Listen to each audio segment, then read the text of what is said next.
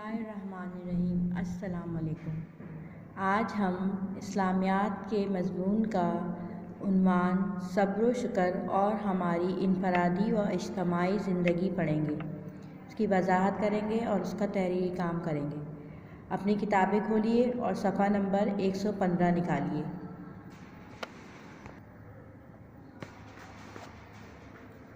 बिस्मिल्लाहिर्रहमानिर्रहीम। सबसे पहले हम इस सबक की बुलंदख्वानी करेंगे। सब्र व शुक्र और हमारी इनफरादी व इज्तिमाई ज़िंदगी। सब्र व शुक्र एक मुसलमान के ऐसे औसाफ हैं जो ईमान के कामिल होने की दलील हैं।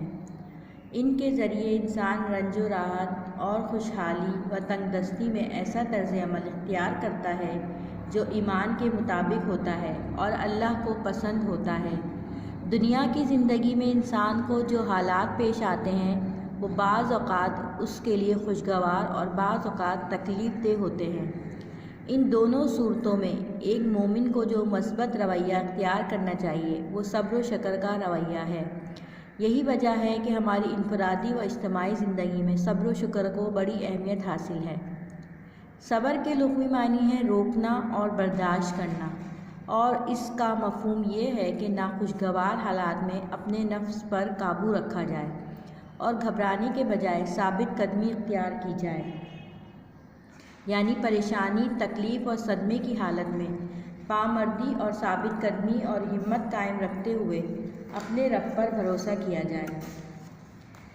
यानी इसकी वजाहत ये होगी कि सब्र व शुक्र एक मुसलमान के किरदार की ऐसी खूबियाँ हैं जो कि इंसान के ईमान को मुकम्मल करती हैं। यानी जब हम किसी दुख, तकलीफ़ और मुसीबत में मुब्तला हो जाते हैं तो उस वक्त हमारा असल इम्तिहान होता है कि हम इस मुसीबत पर सब्र करें और अल्लाह से शिकवे शिकायत ना करने लग जाएं। हमारे साथ ऐसा क्यों हुआ या क्यों हो रहा है, इसके बजाय अगर हम इस मुसीबत और दुख और सब्र का हिम्मत से मुकाबला करेंगे तो इससे अल्लाह ताला हमसे खुश होगा और हमें बेहतरीन नेमतें अता करेगा। इसी तरह खुशी और नेमत मिलने पर अल्लाह का शुक्र अदा करना उस नेमत को हमारे लिए बढ़ा देगा। इन दोनों सूरतें में हमारा मज़बूत रवैया हमारी ज़िंदगी को पुरसुकून बना देता है।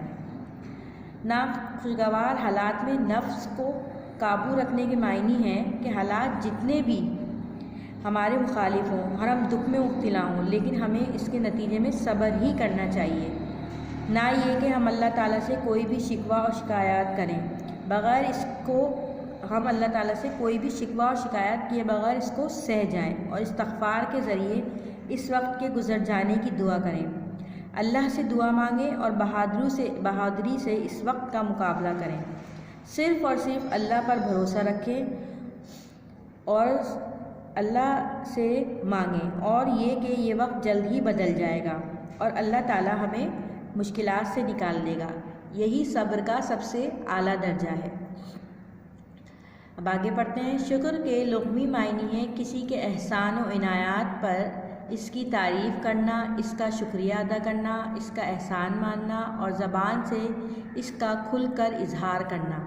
इन इनायात और एहसानात के एतराफ़ के हवाले से अल्लाह की ज़ात सबसे ज़्यादा शुक्र की मुस्तहिक है, जिसका मतलब ये है कि अल्लाह की तारीफ़ की जाए, उसकी इनायात का एतराफ़ किया जाए, उसके एहसानात पर सजदा शुक्र बजा लाया जाए। शुक्र करने के 3 तरीक़े हो सकते हैं। ज़बान से कलमाते तशक्कुर अदा करना, दिल में अल्लाह की अज़मत और अपनी अताअत व बंदगी का एहसास, अपने अमल से अल्लाह के अहकाम की वजह आवरी और अपने आप को अल्लाह के सुपुर्द कर देना। कुरान करीम में शुक्र के मुतालिक बहुत ताक़ीद की गई है और फ़राख़ी और फरावानी उन्हीं लोगों का मुक़द्दर करार दी गई है जो शुक्रगुज़ारी का मुज़ाहरा करते हैं। अल्लाह ने फरमाया, लइन शकरतुम लज़ीदन्नकुम, सूरह इब्राहीम। तर्जुमा, अगर शुक्र अदा कर दे तो तुम्हें और ज़्यादा दिया जाएगा। यानी कि शुक्र की जो फजीलत है वो भी सब्र से भी कम नहीं है। सब्र और शुक्र 2 ऐसी चीज़ें हैं कि जो हम अपनी ज़िंदगी में इसको जारी रखेंगे तो इसकी फजीलत हमें ज़रूर मिलेगी। अल्लाह ताला के एहसानात हम पर इस कदर ज़्यादा हैं कि उसका हर सांस के साथ शुक्र अदा करें तो भी उसका हक़ अदा नहीं होगा। तो अल्लाह ताला का ये हक़ है कि हम दिल से उसके एहसानमंद हों, उसका शुक्र अदा करें, अपने अमल से भी और दिल से भी। शुक्र 3 तरीके से अदा किया जा सकता है, ज़बान से, दिल से और अमल से। यानी हम शुक्र के कलमात अपनी ज़बान से अदा करें, दिल में अल्लाह अज़्ज़ा जल की अज़मत और बड़ाई बयान करें और उसके साथ साथ नमाज शुक्राना के ज़रिए अल्लाह ताला का शुक्र अदा करने की कोशिश करें, क्योंकि अल्लाह ताला ने फरमाया है कि मैं शुक्रगुज़ार बंदे को और फराखी और फरावानी रिस्क अता करूँगा इसकी शुक्रगुज़ारी की वजह से। तो हम सबको चाहिए कि हम जो है सबसे ज़्यादा शुक्र का हक़ किसका है? अल्लाह ताला का है। तो हम उसकी हर तरीके से जो हमें तरीका आता है शुक्र अदा करने का, हम हर उस तरीके से उसका शुक्र हर वक्त अदा करें, क्योंकि ये हमारे हक़ में भी बहुत बेहतर है। एक मुसलमान को कोई दुख तकलीफ़ या परेशानी का सामना करना पड़े तो उसे सोचना चाहिए कि ये मेरी आजमाइश है, उसे अल्लाह के सिवा कोई दूर नहीं कर सकता। मुझे इस मौके पर बेसब्री से काम नहीं लेना चाहिए। इस हालत में अल्लाह ताला से मदद की दुआ करनी चाहिए। अगर इस मौके पर सब्र व हिम्मत से काम लिया जाए तो इस आजमाइश में कामयाब होने पर बेहतरीन अजर मिलेगा। इस तरह इत्मीनान और साबित कदमी के साथ हालात का मुकाबला करने की सलाहियत पैदा होगी और अल्लाह ताला हर किस्म की परेशानी और घबराहट से निजात देगा। मुसलमानों की इज्तिमाई ज़िंदगी में भी सब्र के मुफीद नताइज सामने आते हैं। कौमों पर जब कोई मुसीबत या बुरा वक्त आ जाए तो उसका मुकाबला सिर्फ हिम्मत और सब्र से ही किया जा सकता है। अगर इन हालात में अफरा तफरी, बदनज़मी, मायूसी और बेअमली का मुजाहरा किया जाए तो कौमें तबाह हो जाती हैं। ऐसी कौमें ये साबित करती हैं कि वह आजमाइश में पूरा उतरने की सलाहियत नहीं रखती और आलमी बिरादरी में इन्हें एक बाइज़्ज़त मुकाम का कोई हक़ हासिल नहीं, क्योंकि अल्लाह ताला की ताईद व नुसरत उन्हीं को हासिल होती है जो सब्र का दामन हाथ से जाने नहीं देते। कुरान करीम में इरशाद है, इन्नल्लाह मअ साबिरीन, बेशक अल्लाह सब्र करने वालों के साथ है।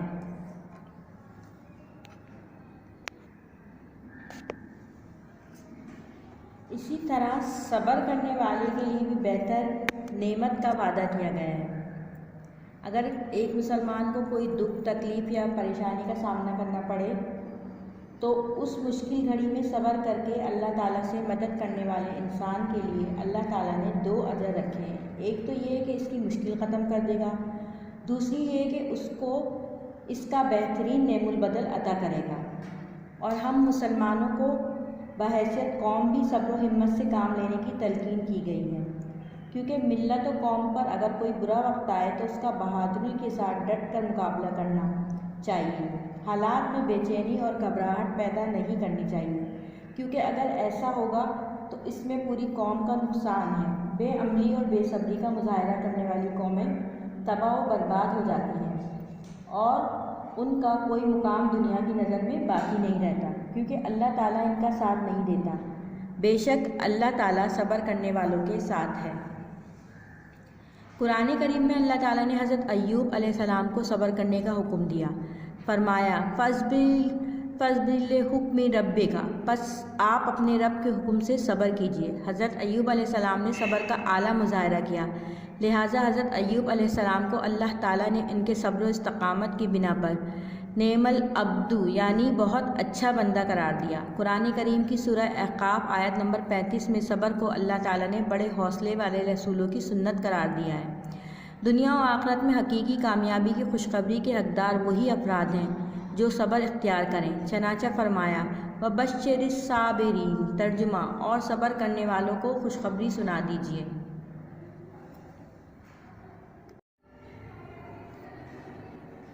हमें चाहिए कि अगर कोई तकलीफ़ या मुसीबत आ पड़े तो अल्लाह की रज़ा की खातिर सब्र व इस्तकामत का मुजाहरा करें और अल्लाह ताला की अता करदा नेमतों का शुक्र अदा करें। इसी में दीन और दुनिया दोनों की कामयाबी है। कुरान करीम में अल्लाह ताला ने हज़रत अय्यूब को सब्र करने का हुक्म दिया है। हज़रत अय्यूब अलैहिस्सलाम अल्लाह ताला के बहुत साबिर नबी हैं।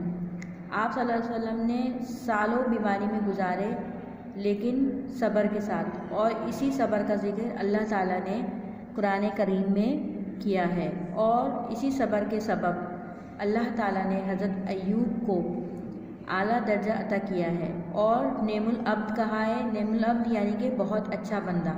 तो इस बात से ज़ाहिर हुआ कि सब्र इंसान के दर्जात को बुलंद करता है और दुनिया और आखिरत में हकीकी कामयाबी भी अता करता है। और अल्लाह ताला ने सब्र को रसूलों की सुन्नत करार दिया है, यानी कि रसूल सल्लल्लाहु अलैहि वसल्लम हों या अल्लाह ताला के कोई और नबी हों, उन सब पर ऐसी आजमाइशें, ऐसी मुसीबत, ऐसे वक्त आया ज़रूर है कि जिसमें उन्होंने सब्र व इस्तकामत के साथ उसका मुकाबला किया और इसीलिए उसको रसूलों की सुन्नत करार दिया है। अब हम इसका तहरीरी काम करेंगे। अपनी अपनी कॉपियाँ निकालिए और उसमें इसके सवाल जवाब और इसका सबक की हेडिंग डालिए और सवाल जवाब उतारिए। पहला सवाल है, सब्र से क्या मुराद है? इस्लामी तालीमात में सब्र की तलकीन क्यों दी गई है? इसका जवाब है, सब्र के लुग़वी माना। सब्र के लुग़वी माना रोकने, बर्दाश्त करने के हैं, यानी मसाइब में बेकरारी का इजहार ना करना और अपने नफ्स को इज़्तिराब और घबराहट से रोकना।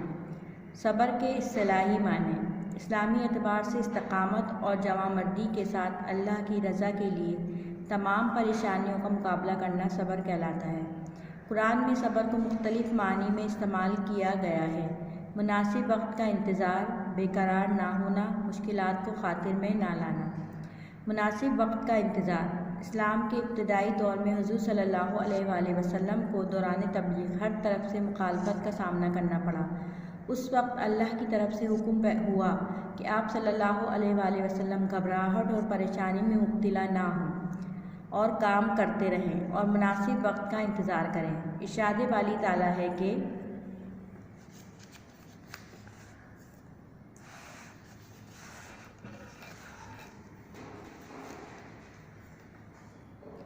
ए रसूलल्लाह सल्लल्लाहु अलैहि वसल्लम, आप अपने परवरदिगार के फ़ैसले पर साबित कदमी के साथ इंतज़ार करें, क्योंकि आप सल्लल्लाहु अलैहि वसल्लम हमारी नज़रों के सामने हैं। नंबर 2, बेकरार ना होना। सब्र का दूसरा मफ़हूम ये है कि मसाइब के दौरान बेचैन ना होना, बल्कि उसको अल्लाह ताला का हुक्म समझकर खुशी खुशी बर्दाश्त करना। हज़रत याकूब अलैहिस्सलाम ने अपने बेटों से हज़रत यूसुफ़ अलैहिस्सलाम की मौत की ख़बर सुनकर फरमाया, बेहतर है कि सब्र किया जाए, अल्लाह से मदद चाही जाए।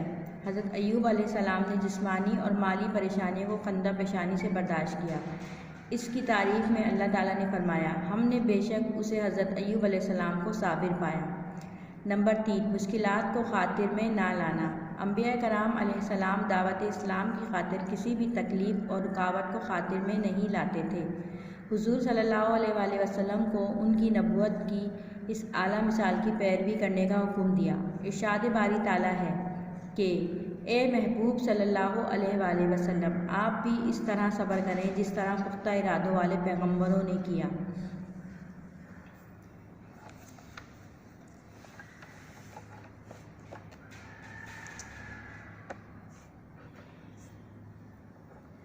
सब्र की फ़जीलत कुरान की रोशनी में। कुरान और हदीस में सब्र की फ़जीलत बयान की गई है। इरशाद बारी ताला है कि सब्र करने वालों को उनकी मजदूरी अजर बेहिसाब मिलेगा। एक और मकाम पर इरशाद बारी ताला है कि ए ईमान वालो, सब्र और नमाज से मदद हासिल करो। एक और मकाम पर अल्लाह ताला फरमाता है कि बेशक अल्लाह सब्र करने वालों के साथ है। सब्र की फ़जीलत हदीस की रोशनी में। अहादीस मुबारका में भी सब्र की बहुत फजीलत बयान की गई है। हदीस में हदीस कुदसी है कि मेरे इस मोमिन बंदे की जज़ा जन्नत के सिवा और क्या है, जिसका प्यारा मैंने दुनिया से उठा लिया और इसने सवाब की उम्मीद पर सब्र किया।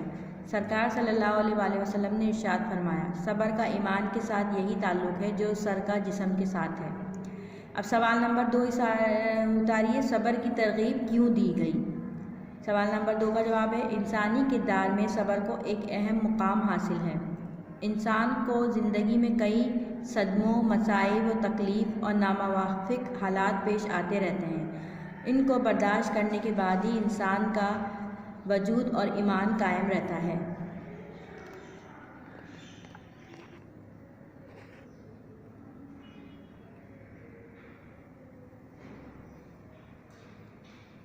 इस्लामी तालीमात में सब्र की तरगीब मुंदरजा झेल मकासद और मरातिब हासिल करने के लिए दी गई है। नंबर 1 हुसूल अज़म के लिए, नंबर 2 अल्लाह की कुर्बत हासिल करने के लिए, नंबर 3 सब्र का अंजाम अच्छा होता है, नंबर 4 सब्र रसूलों की सुन्नत है। हुसूल अज़म के लिए कुरान करीम फरमाता है सब्र अज़मुल उमूर का ज़रिया है और जो मुसीबत तुम्हें पेश आए उसे बर्दाश्त करो, बेशक ये बड़े अज़म की बात है। अल्लाह की कुर्बत हासिल करने के लिए कुरान करीम के फरमान के मुताबिक सब्र की एक बड़ी फजीलत तो ये है कि साबिर को अल्लाह अपने साथ का वादा देता है। सूरतुल बकरा की आयत नंबर 153 में इरशाद होता है कि ए ईमान वालों, सब्र और नमाज से मदद हासिल करो, बेशक अल्लाह सब्र करने वालों के साथ है। सब्र का अंजाम अच्छा होता है। कुरान पाक में सब्र के अंजाम के बारे में सूरतुल हूद में इरशाद होता है कि बस सब्र करो, अंजाम कार मुनसफ़ी के ही हक़ में है।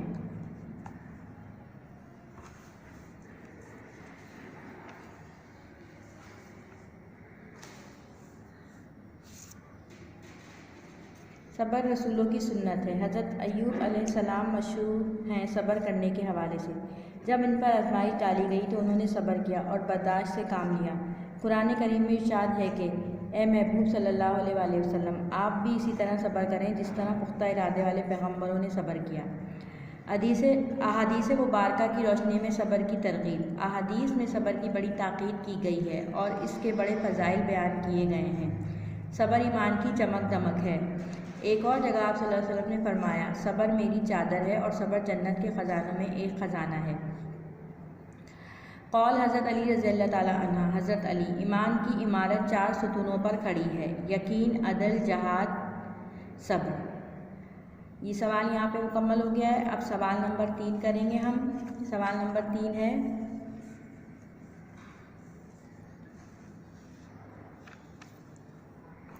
कुरान और सुन्नत की रोशनी में शुक्र की अहमियत बयान करें। कुरान और सुन्नत में शुक्र की क्या अहमियत है? जवाब, शुक्र के लुग़वी माना। शुक्र के लुग़वी माना किसी के एहसान और इनायत पर इसकी तारीफ़ करना, उसका एहसानमंद होना और ज़बान से उसका खुलकर इजहार करना। शुक्र के इस्तिलाही माना इंसानी नुक्ता नज़र से महसन हकीकी के बेशुमार इनामात और एहसानात का दिल, ज़बान और जिस्मानी अज़ा से एतराफ़ करने को शुक्र कहते हैं। इन इनामात के एतराफ़ के हवाले से अल्लाह की ज़ात सबसे ज़्यादा शुक्र की मुस्तहिक है। शुक्र अदा करने के 3 तरीके हैं। ज़बान से शुक्र के कलमात अदा करना, दिल में अल्लाह की अज़मत और उसकी अताअत और बंदगी का एहसास पैदा करना, अपने अमल से अल्लाह के अहकाम की बजावरी करना और अपने आप को अल्लाह के सुपुर्द करना। जो शख्स अल्लाह का शुक्र अदा नहीं करता और ना ही किसी तरीके से शुक्र का इज़हार करता है, वो नाशुक्रा बंदा है। इरशाद बारी ताला है कि हमने इंसान को रास्ता बता दिया, अब वो चाहे शुक्रगुज़ार बने या नाशुक्रा। दूसरी जगह पर अल्लाह ताला ने शुक्र के फ़वाइद और कुफ्र या नाशुक्री के नुकसानात का जिक्र करते हुए इरशाद फरमाया है,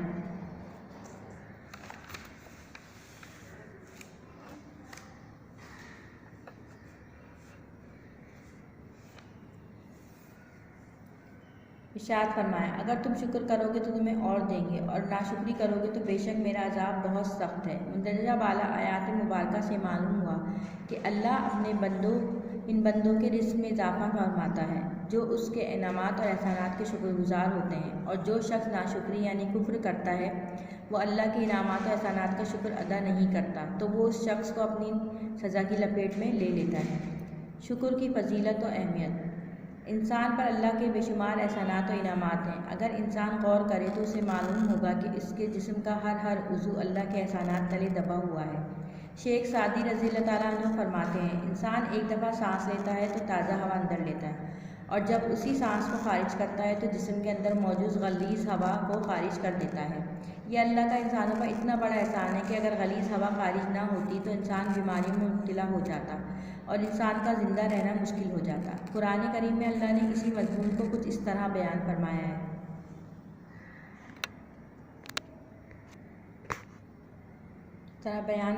है, कि और अगर तुम अल्लाह की नेमतों को शुमार करना चाहो तो नहीं कर सकोगे। मुंदरजा बाला आयात मुबारका से मालूम हुआ कि अल्लाह के इंसान पर इतने एहसानात हैं कि वो उसका शुमार नहीं कर सकता, तो उसके शुक्र का हक़ भी अदा नहीं कर सकता। लेकिन बार बार अल्लाह की नेमतों का शुक्र अदा करने का हुक्म इसलिए दिया गया है कि इससे इंसान के जहन में एहसानात की कसरत की वजह से ये ख्याल ना बैठ जाए कि वो उस एहसानात का मुस्तहिक है, बल्कि इसलिए कि वो अल्लाह को हरदम याद करता रहे और अपने ईमान को कवी करता रहे, क्योंकि नाशुक्री कुफ्र है और कुफ्र इंसान को दोनों जहानों में बर्बाद कर देता है। शुक्र की फजीलत और अहमियत कुरान की रोशनी में। कुरान में शुक्र के मुतालिक बहुत ज़्यादा ताकीद की गई है और फराखी और फरावानी इन्हीं लोगों का मुकद्दर करार दी गई है जो शुक्रगुजारी का मुजाहरा करते हैं। लाइन शकरतुम ला यज़ीदन्नकुम। तर्जुमा, अगर शुक्र अदा करोगे तो तुम्हें और ज़्यादा दिया जाएगा। एक और मुकाम पर इरशाद होता है कि उसने तुमको पाक चीज़ों की रोज़ी दी और उसका शुक्र अदा करो। यहाँ पे हमारा ये सबक ख़त्म हो जाता है। आप इसके सवाल जवाब साफ़ सुथरे तरीके से अपनी कॉपी में उतारिए।